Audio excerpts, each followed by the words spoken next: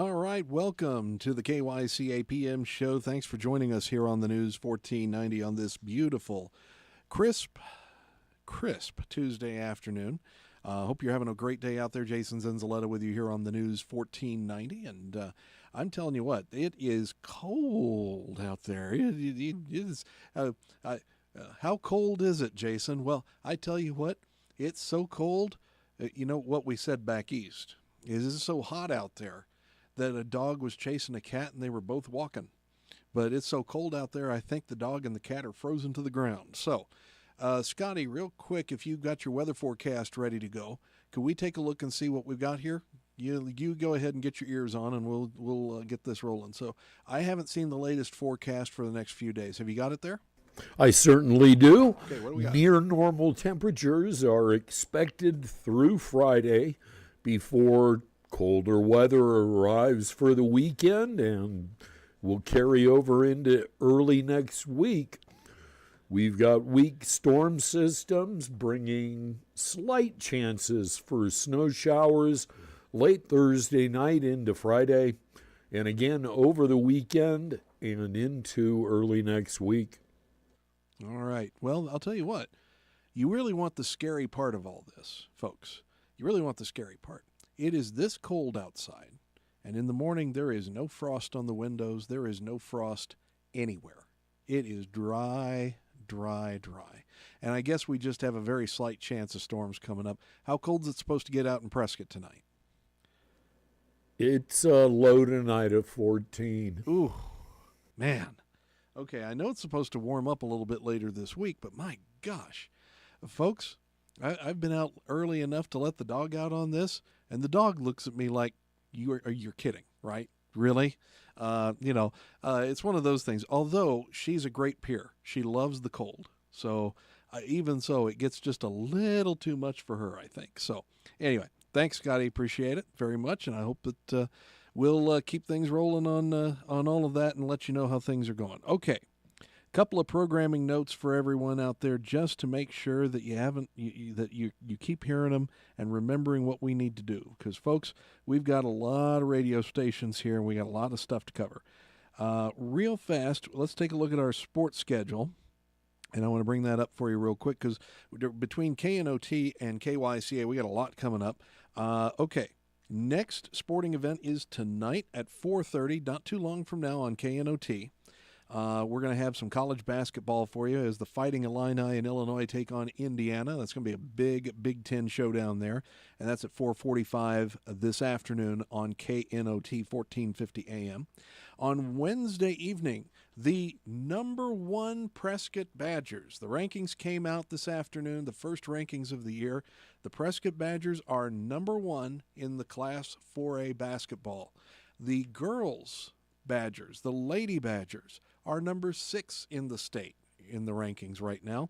And in the open division, which combines the 4A, 5A, and 6A boys teams into one massive tournament at the end of the season, the Badgers are ranked 6th.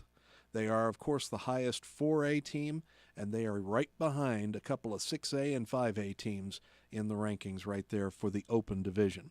Their next game is on Wednesday evening at 7 o'clock. They host the Flagstaff Eagles here in Prescott. We'll have that on KNOT as well. John Rust and Kelly Cortez will have all the action Wednesday evening around 7, depending on when the JV game ends. Thursday evening on KNOT, it's NBA action as Houston takes on Sacramento at 5:30. Saturday, we've got a triple header on KNOT as we have Creighton taking on UConn in NCAA men's basketball at 9:30, followed by the divisional playoff doubleheader starting at 2. And then Sunday afternoon, of course, the NFL divisional playoff doubleheader starting at 12:30. Monday night's a little busy. Monday, after the inauguration, and we're going to get into that, of course, the college football national championship game between Notre Dame and Ohio State will be on KNOT. We'll have live coverage beginning at 4:30. And on KYCA, on this side, it's Goldwater taking on the Prescott Badgers at 7 o'clock. So get out the old woolen sack cabinet radio or take the transistor to the game with you and listen to the national championship while you're cheering the Badgers on to victory, okay? So just do that, and that's on 1450 AM KNOT. and a few games here on KYCA. So I thank you for your patience and for us getting these things underway. Also, another programming note, don't forget to tune in tomorrow to the exciting third edition of the All Request Lunch Hour with Lisa on Magic 99.1 from noon to 1 every afternoon. You can request your favorite hits, and she'll play them for you. Or else she won't. Nah, she will. 12 to 1 on Magic 99.1 FM here in Prescott. So be sure to tune into that. Okay, business is out of the way. Let's get to the fun. The Trump inauguration. 6 days to go, folks, and Donald Trump becomes president of the United States once again. A lot to unpack in terms of what he's got coming up in the next 4 years, and a lot to think about in terms of what is our world going to be like? What are we expecting? And what does he need to do to help make this country great again, as he says? What can we do to make Arizona great? What can we do to make Prescott great? Is Prescott already great? Yeah. All right, greater. How about that? We have a very politically active community. We know that. You know that. You vote. We had a turnout of nearly 90%, a 90% turnout for the presidential election. And I would like to say, if you're looking surprised, you shouldn't be. That's typical for Yavapai County in presidential elections, 85 to 90% turnout. Even when we didn't have mail-in voting. People stood in line, and I remember this when this happened back in the late 80s and early 90s. People stood in line and voiced their opinion here in Prescott. We lead the state, if not the country, in turnout for this county. And why is that? Because you all care. That's why. You care about this country, you care about this community, and you get out and you vote. Well, we have another election coming up this year here in Prescott. And I hope that you're going to turn out for this one too, because it is an important one. In 2025, we have 3 council seats and the mayor's office up for election. That is going to be in August for the primary, and if we need it, the general election in November. For those of you who are new to this community, we elect our mayor and our council on odd-numbered years. We're weird that way. Get over it. We like it. So, the state tried to make us do this, move it to an even-numbered year. And being a chartered city in the state, we said, no thank you. And they had no power over it. So, we enjoy having weird elections on weird years.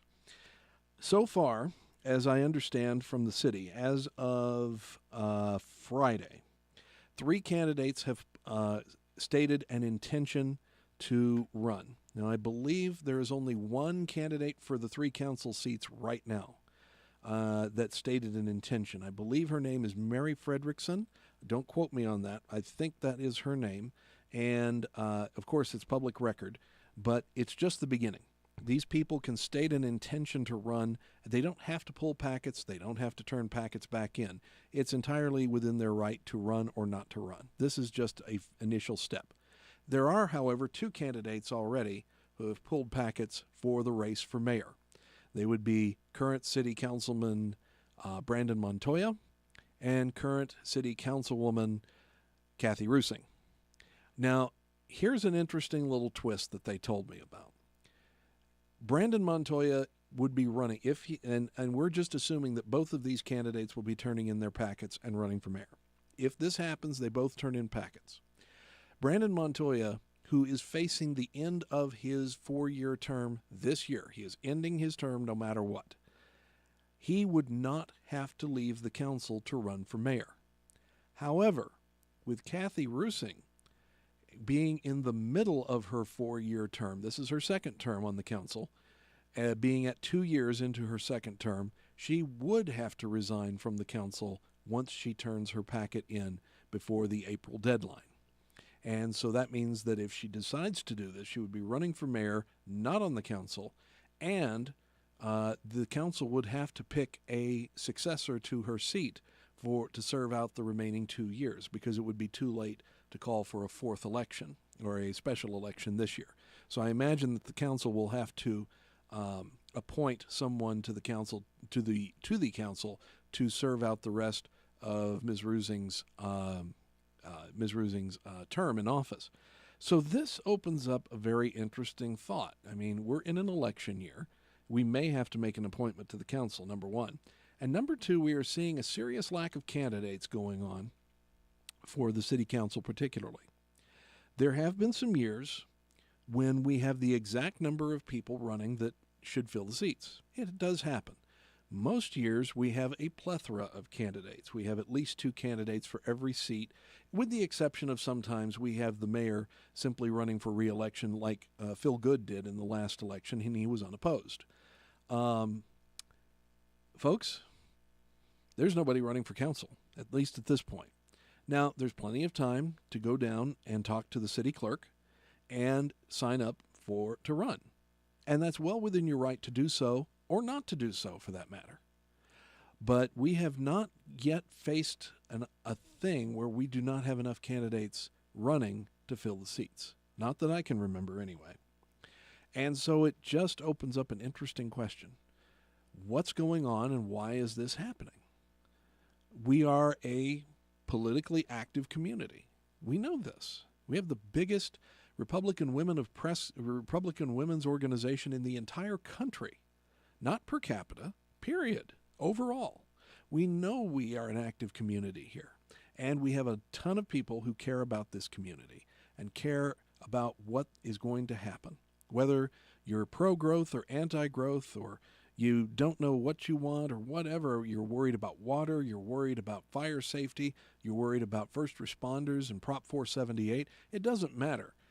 Most of us have at least some concerns or problems or issues with the city, and perhaps there should be some people who run. And maybe you're thinking about it. It doesn't hurt to go down and talk to the city clerk if you are thinking about it. That's Sarah Sipe, and she is, if you look on the city's website, you'll find her phone number. You can go down to City Hall, request a meeting, make an appointment to go talk to her, and she'll fill you in on what's expected as a council person and as a candidate as well. And it's required before you file for a petition. So, if you have the least little interest in it, you have to be a citizen of Prescott. They'll tell you whether you are or not, because some people have an address in Prescott but aren't there. And so, anyway, that's my piece on Prescott. I just had to throw that in at the beginning because I thought it was interesting. Folks, we're going to take a break. When we come back, we are less than 6 days away from the inauguration. What is Trump facing? It's a little bit more than just being the fry guy at McDonald's or riding in a garbage truck, I can tell you that. And I certainly hope that he's going to do something about all of this. What can he do? What do you think he needs to do? 928-541-1016, your opinion on the Trump inauguration and what should be first on his list. We'll be back with more after this.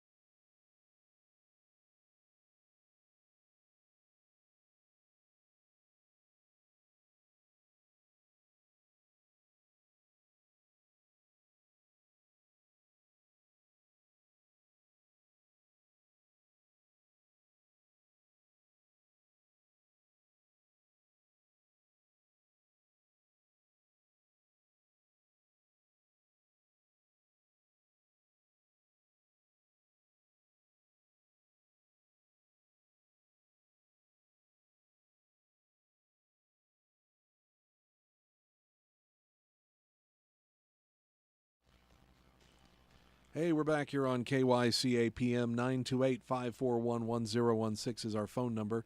Weigh in if you would like on the Trump inauguration and the fact that President Trump himself will be calling the shots beginning next Monday. 928-541-1016. By the way, we're streaming today's show, and hope you tune in there on our Facebook page, on our website, kyca.info. And if you're watching right now, hello, hi, how you doing? Good to see you all out there, and good for you to see me. I appreciate that. Again, what's your thoughts? What does President Trump need to tackle first? There are reports from some of his aides and his assistant chief of staff that there are already 100, count them, 100 executive orders ready to be signed at the moment he takes his hand off the Bible. And there's a full schedule of events going on that day. Of course, there's inaugural balls, there's the parade. By the way, the Trump garbage truck will be in the parade. So we're looking forward to that. It's going to be interesting. This was a populist candidate. This was a popular candidate. Donald Trump was an amazing candidate. He ran a great campaign. His people were among the best, and I am looking forward to his cabinet as well. Pete Hegseth, his proposed Secretary of Defense, got put before the Senate today, and I'm going to tell you something. He clapped back at some of the senators, which they needed it. And also one senator, I think it was, I'll have to take a look at who it is during the next break here, but he was from Oklahoma.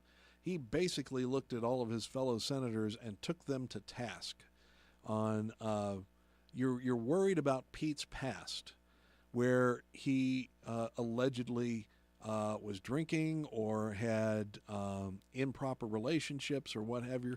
And the senator from Oklahoma looked at all the other senators and started ripping them, saying, how many senators have walked in here either drunk, or how many senators have had to file for divorce, and yet they're still senators, and you're causing a problem here? And there is one senator who really blasted Pete and said, you don't have enough experience to be in the chain of command like this or to lead anything. And I think it was very interesting. It might have been Victor Davis Hanson a few months ago who countered that argument by saying, okay, if that's the case, then tell me why you think 44-year-old President John F. Kennedy was too inexperienced to run as commander-in-chief of the armed forces. How about that one? And that usually brings about the crickets in the end of the argument there, unless they call you a racist.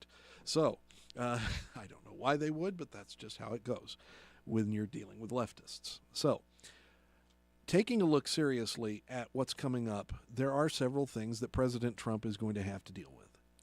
And it seems like no matter which way we go and what we do, it seems that there's all of these huge things that really weren't that much of a problem or were a lesser problem 4 years ago. Of course, China has always been in the background for the past 20 years. This has been a very serious problem, and it is getting worse and worse as time goes on. In fact, we're going to show you something in a few minutes that should, if you don't know and if you haven't been following, that should alarm you about China. The military is stepping up their game considerably. And can we go ahead and put that up? Let's go ahead and do this. So if you're watching, I'm going to show you a picture here. But I'll describe this to you, and it's not a big surprise. But let's go ahead and throw that up there, Andrew, if you're ready. Oh, there we go. Okay, if you're looking at this online, you are seeing a picture of an aircraft carrier. Looks very familiar.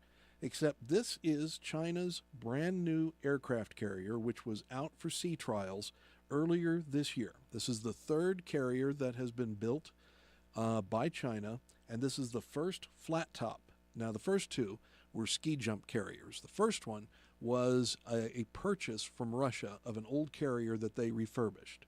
The second one, as I understand, was also a purchase and reconstructed. This carrier is the very first one that the Chinese have produced completely by themselves. It looks familiar. It's a Nimitz-class carrier. It's the first of its kind. And it's been said before when they started developing carrier operations, it takes a generation to learn how to run a carrier. The Chinese have figured it out fairly fast.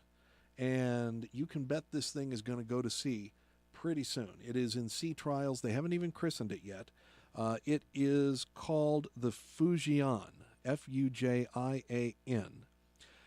You couple this with the fact that the Chinese Navy is building up at a ferocious rate to the point that their surface navy is bigger than the United States in terms of number of ships, not necessarily power, but number of ships. Throw in the fact that they have perhaps 15 nuclear submarines, some of which carry ballistic missiles. Then you throw in the fact that they have been drilling ICBM silos in the desert at a phenomenal rate over the past few years.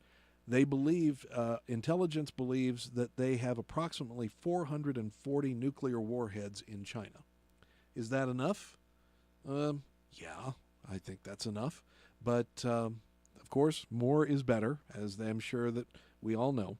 Then you throw in the Chinese manpower and the fact that the last time I heard, I believe it was about a year ago, the disastrous one-child policy of the Chinese over the last 40 years has yielded the fact that they have about 25 million more men than women in the country.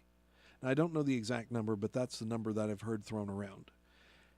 You throw a 10 million man army at anything, you're probably going to win. And that includes Taiwan and who knows what else. So Donald Trump is going to have to face off against a China that also, when it comes to manufacturing, according to the New York Times, we talked about this in the crisis, and you'll hear it this evening at 5:30 when we repeat the American crisis from this morning. Chinese manufacturing has brought them a $1 trillion yearly surplus over the rest of the world. That's not with us, that's with the whole world. A $1 trillion trade surplus between China and the rest of their trading partners. And this is not going away anytime soon. Their manufacturing is going off the scale. Now, they have their problems. Every country does. China's problems are pretty big. But they are a force to be contended with in the Pacific, and they want Taiwan in a worst way. So, what does Trump do about this? We don't know, but it's something that he's going to have to face because he faced it before. He threw up the tariffs, but now we're talking about a country that militarily is much more powerful than it was 8 or even 4 years ago. Okay, 928-541-1016. Call in, weigh in. What do you think about Trump? Are you happy? If you're happy and you know it, call us in. Thank you. 928-541-1016. If you're happy with Trump and you know it, call us now. If you're happy and you know it, and your face will surely show. Okay, anyway, back after this.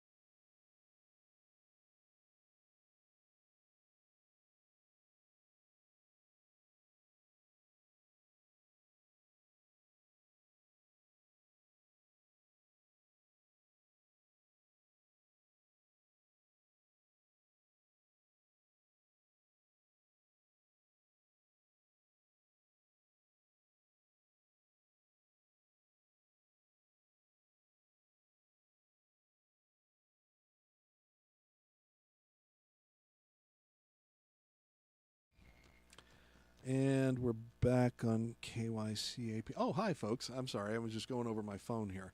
KYCAPM, Jason Zinzilieta sitting in with you on this frigid Tuesday afternoon.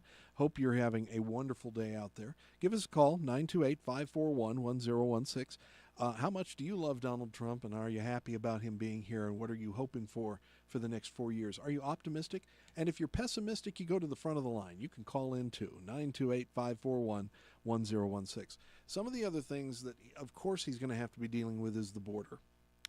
The border is a particularly serious problem. We've had 10 to 20 million people crossing the border illegally at the behest of Joe Biden, Alejandro Mayorkas, what's her name? Oh, Harris, that's right.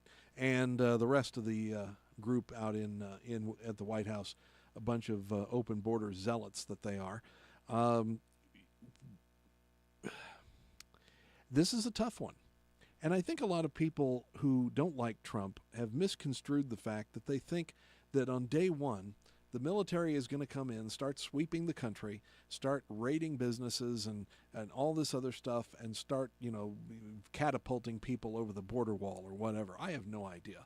But the thing is, when you look at the logistics of moving, okay, what happened over the last 4 years, really?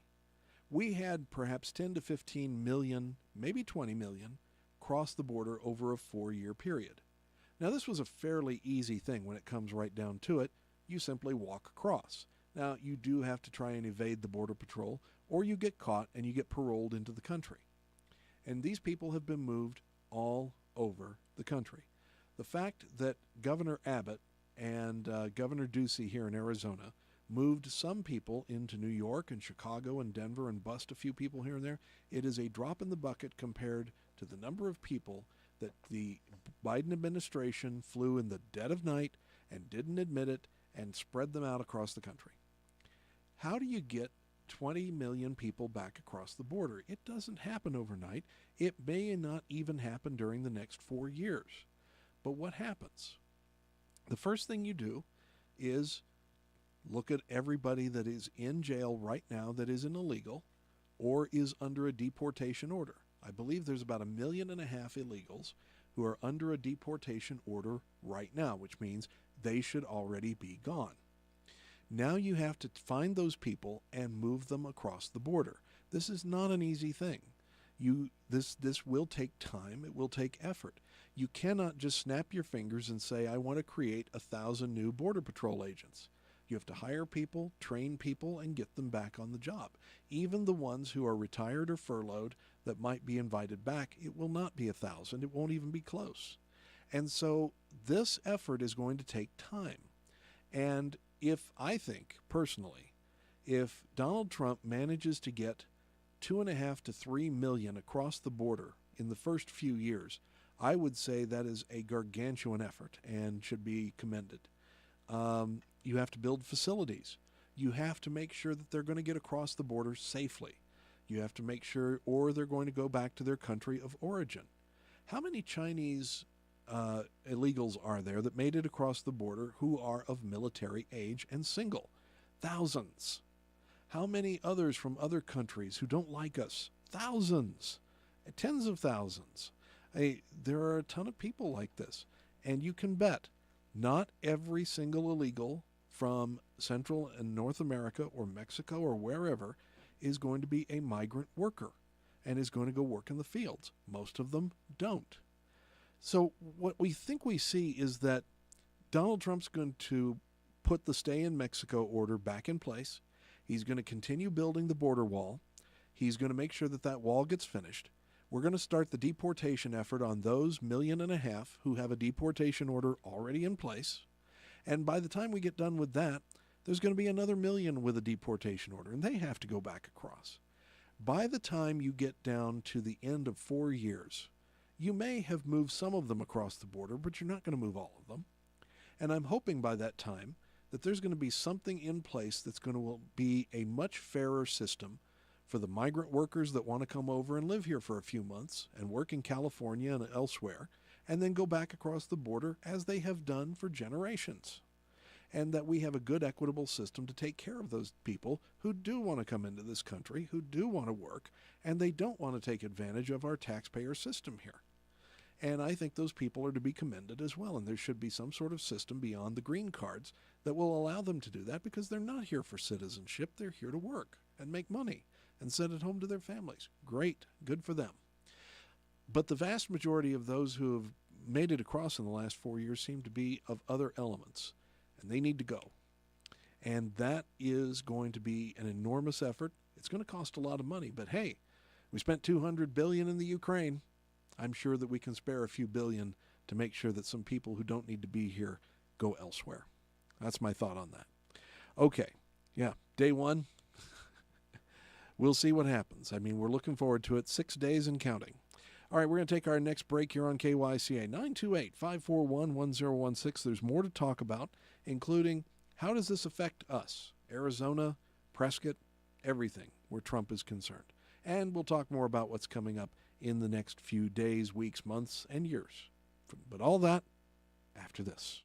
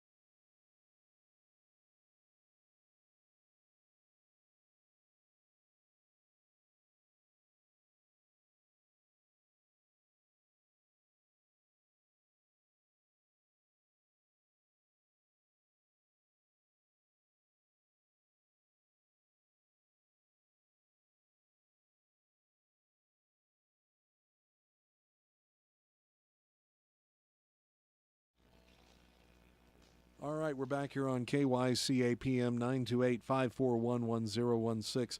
Was that a caller, or is that just your opinion? Okay, Scotty had a great opinion. Buy Greenland and rename it Guantanamo. Ah, that's a good idea. I like that. That is fantastic. Greenland, that is a very interesting thought that Donald Trump has come up with. And why?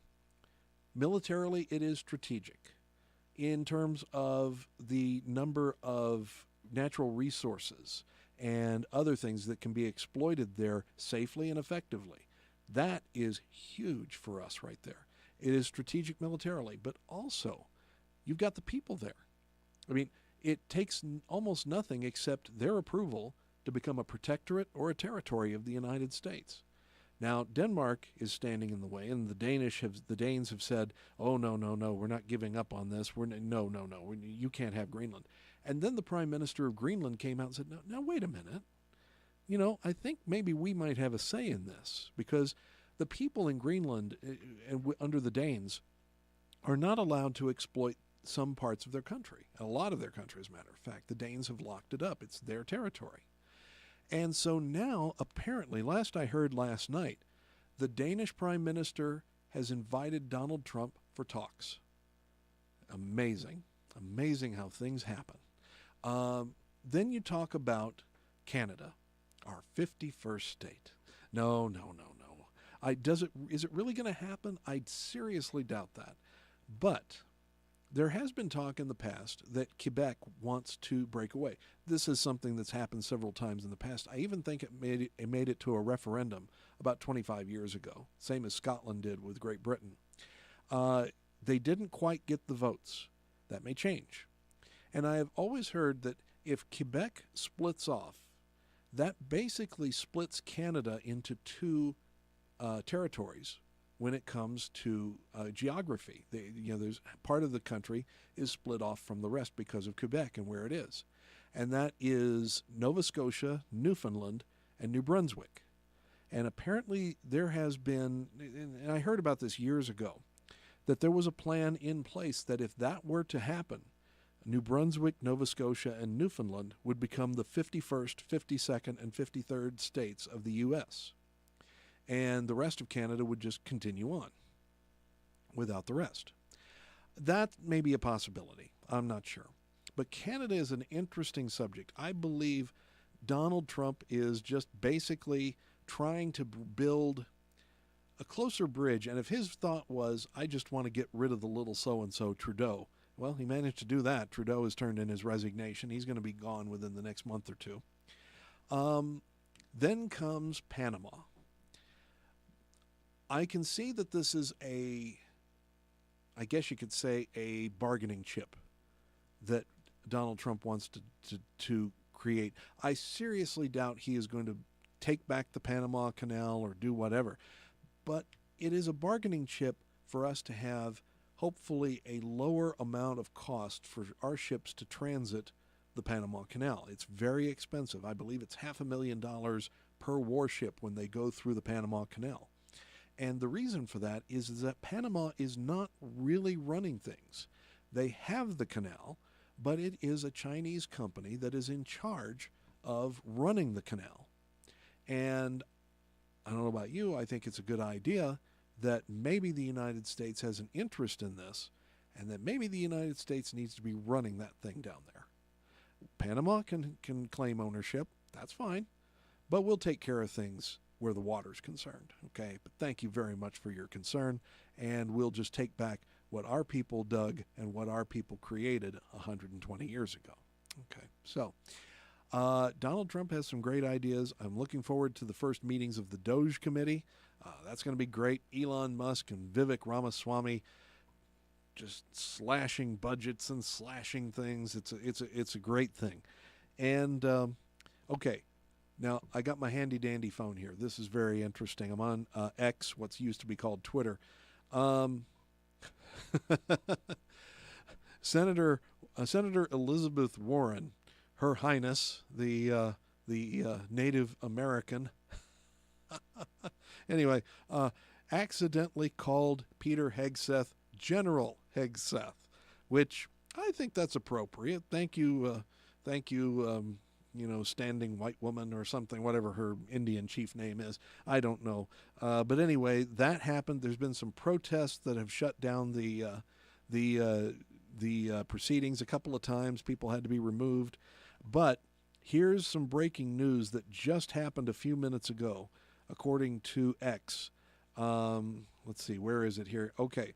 Iowa Senator Joni Ernst, who has been one of the opponents of Pete Hegseth, has announced that she is now a yes, and her yes vote locks up the nomination and the confirmation of Pete Hegseth as Secretary of Defense. Looking forward to that. That's going to be a lot of fun. Pete Hegseth is, if nothing else, loves the veterans, will take care of our veterans, and take care of our military people, and make us back into a fighting force instead of a DEI force. And that is what needs to happen, among many other things. Good people that Trump have picked up, some good choices, and we're hoping that this is going to turn into a great cabinet. So what does this mean for us? Well, that's a good question. Hopefully our economy is going to start turning around. Hopefully we are going to start seeing more goods with the Made in USA label on them. I mean, I'm looking forward to that. Did I do that? Oh, I'm sorry. I thought it was a push down. Okay. I did the cough button there, folks, and I forgot to turn it back on. Sorry about that. I had it labeled as self-destruct. I'm glad that you actually, made it for what it actually is, which is just a cough button. Okay, what can we expect? I'm hoping and I'm optimistic for the fact that the economy is going to improve to an extent, that Donald Trump is going to have good policies like he did before. Medically, he had some amazing things that he put into place that allowed people who had terminal illnesses to be able to experiment without running the risk of running afoul of the law, that they could try alternative treatments to try and extend or save their lives. That was a very big thing halfway through his administration that we supported greatly. A lot of good things there too. He had low inflation. He kept it down. He had low prices at the gas pump, kept them down. I think it was $1.81 a gallon when he left in 2020. And yes, we had some problems. Yes, we had some economic hiccups while he was in office. It happens. But overall, I think he has put together some great people. And you know what? The anthill on Capitol Hill needs to be kicked over sometimes. The senators and representatives and rest of the bureaucrats need to be put in their place. And there's Donald Trump and some of his cabinet there to say, you know what? You need to be put in check. This is not destroying democracy. This is not even destroying our republic.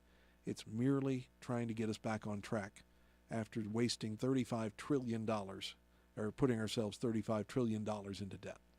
Okay, a few final thoughts when we come back. 928-541-1016.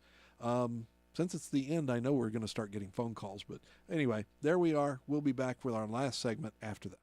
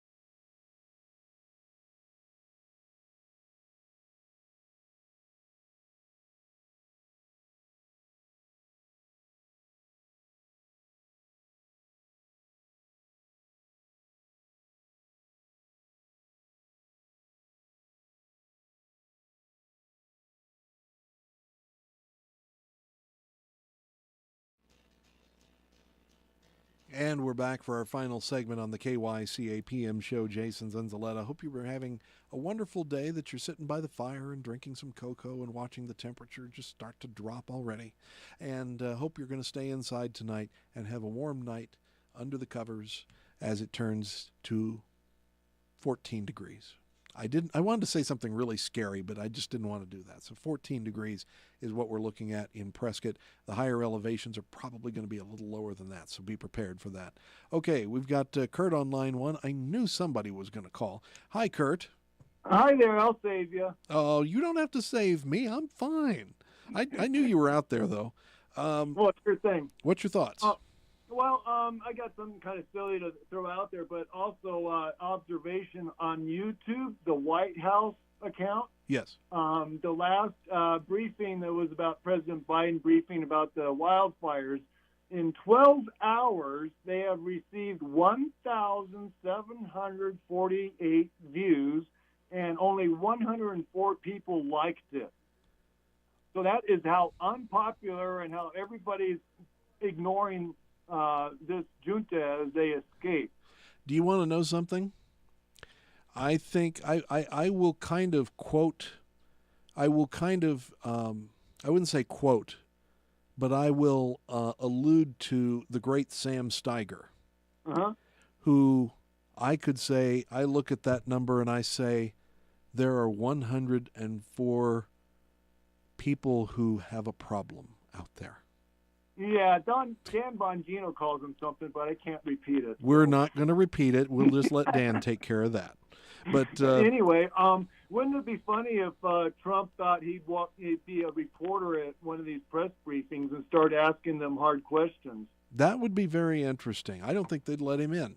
And No, I don't think so either. But it'd be funny to at least try and then show how they try to keep him out and everything. So anyway, it's just a silly thought. there you go.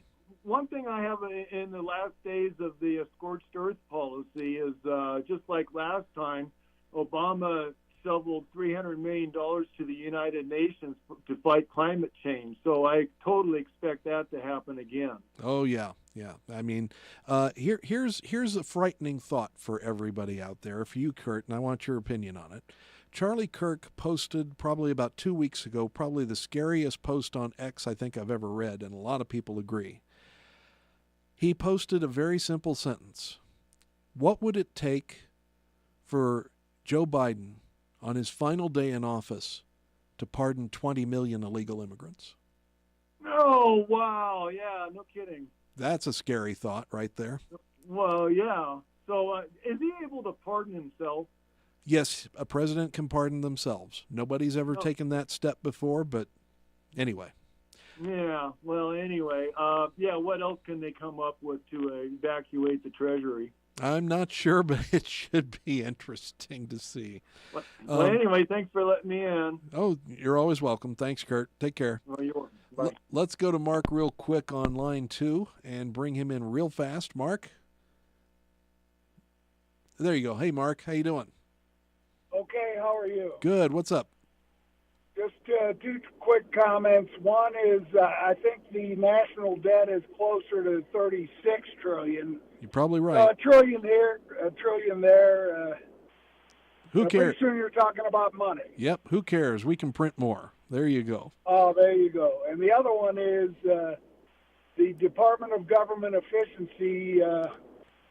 I hope it's not like other government agencies, because if it is, that'll be the most ironically named. Talk about an oxymoronic statement, as evidenced by the California response to the fire. Hey. Government efficiency. I hear The you. good But, news is, though, the bar is set pretty darn low. well, So, we ought to be able to do better than the current. I agree. I think Elon and Vivek and the rest of them are going to be doing just fine. So, but you're right. The bar is low. We'll see how it goes. All right, brother. Thank you. Thanks, Mark. Take care now. Thanks for calling in. You too. You're welcome. All right. Very quickly, something I wanted to cover that Michael Berry covered last night at the beginning of his show. Last Sunday, 2 days ago, would have been the 74th birthday of Rush Limbaugh, had he not departed us about 3 years ago. Oh gosh, it's been 4 years now. It was 2021 when he passed away. My, how time flies. He passed away February 12th of 2021, far too young from cancer. We need him now more than ever. We needed him over the last 4 years. It was like losing a best friend. And you know what?